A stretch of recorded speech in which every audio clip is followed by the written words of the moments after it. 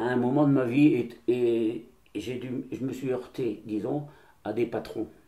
Et comme mon défaut, c'était de dire ce que j'avais envie de dire, moi, disons que je suis direct quand j'ai envie de dire les choses.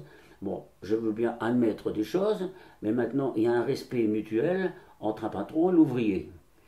Bon, moi, si on me prend pour un larbin ou qu'on ne me met pas à ma juste place, à un moment, je dis stop et je vais voir le patron et puis je lui dis entre quatre yeux. Voilà. Alors ça m'a souvent nuit. Parce que ça, c'est pareil. Par exemple, j'ai travaillé dans les ponts et chaussées à un moment. J'étais dessinateur en travaux publics. Mai 68 arrive. Mai 68 arrive et ma famille, de notre côté, on était tous, disons, allez, on va dire, révolutionnaires.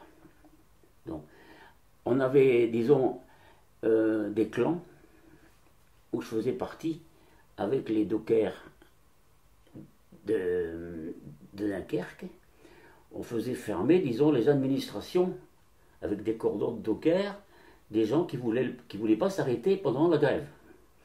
Donc on bloquait ça. Et moi, comme je faisais partie d'un groupe, disons, on partait à Lille avec une DS-19, avec un drapeau rouge sur la DS-19, et je me suis heurté, disons, à un cordon de CRS.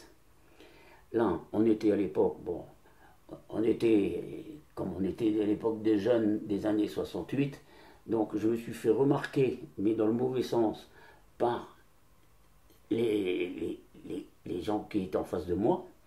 Et là, j'ai été rayé à vie de l'administration, à l'ocre rouge, parce que j'avais manifesté et j'avais eu des propos ou voilà. Bon, j'étais pas un terroriste, hein, donc j'étais pas, je faisais pas partie de la bande Amadère, hein, mais je veux dire, on était quand même on avait un caractère bien trempé, et puis souvent, on peut dire que c'est une qualité et un défaut, voilà, de dire ce qu'on pense aux gens, voilà. Quelquefois, de dire trop les choses, ça vous détruit, voilà. Mais je préfère d'être de ce côté-là que ne rien dire et de me laisser faire.